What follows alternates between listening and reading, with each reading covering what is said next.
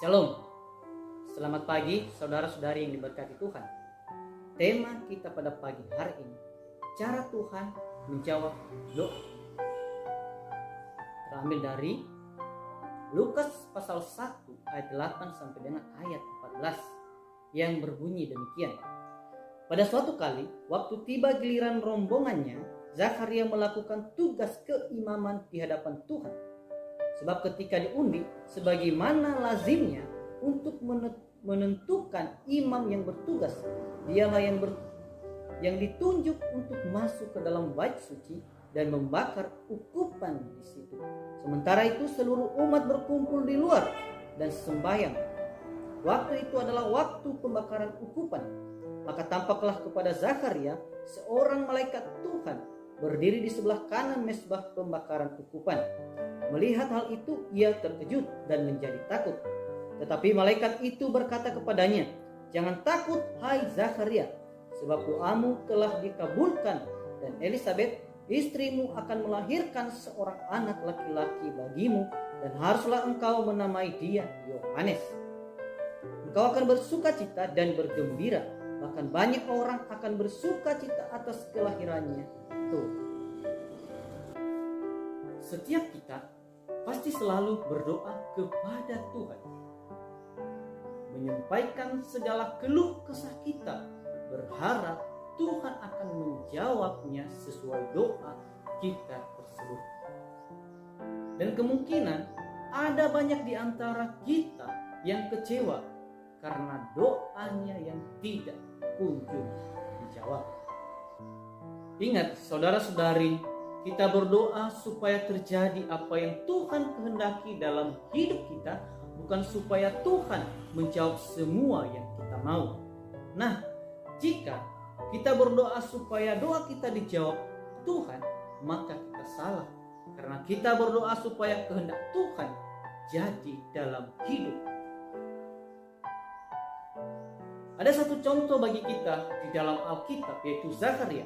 Zakaria ini seorang imam yang sangat taat dan kapanpun bisa dipanggil untuk bertugas di bait Allah. Dikisahkan ketika Zakaria dan istrinya Elisabet menginjak usia yang cukup tua, belum dikaruniai seorang anak. Namun di usia yang sangat tua, Elisabet mengandung dan bayi adalah Yohanes Pembaptis. Sebelum Zakaria mengetahui istrinya hamil, sempat melihat malaikat Tuhan menampakkan diri kepada Zakaria. Lalu bagaimana Tuhan mengabulkan doa Zakaria melalui ketaatannya dalam beriman? Zakaria selalu hidup saleh. Orang yang sangat ingin memiliki keturunan pastinya akan sangat kecewa ketika permohonannya tidak dikabulkan. Meski tidak memiliki keturunan berpuluh-puluh tahun lamanya, Zakaria dan Elisabet tidak pernah kecewa kepada Tuhan. Bahkan sebaliknya, mereka konsisten hidup dalam kesalehan. Inilah yang harus kita lakukan, yang harus kita teladani untuk tetap setia pada Tuhan walaupun perjalanan hidup terasa sulit. Zakaria tetap setia dalam pelayanan. Sebagai imam, Zakaria harus tetap siap dipanggil bertugas di bait Allah. Zaman dulu memang harus menunggu giliran bertugas di bait Allah berdasarkan urutan. Bahkan bisa hanya sekali dalam setahun atau sekali seumur hidup bertugas di bait Allah.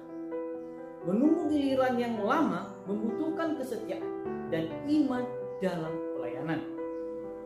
Apapun pergumulan yang sedang kita hadapi, jangan sampai tidak setia dalam pelayanan. Zakaria rajin berdoa.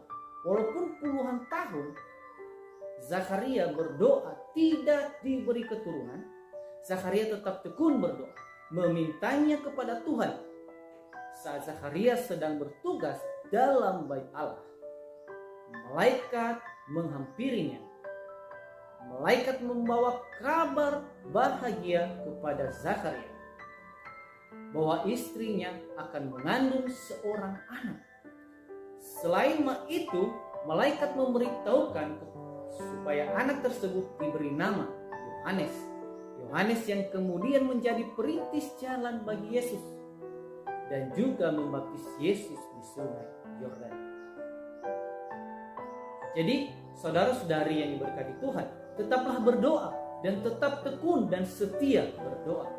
Tuhan akan menjawab doamu, entah itu bagaimana caranya, dan bahkan cara yang mungkin mustahil bagi manusia, Tuhan izinkan terjadi. Amin.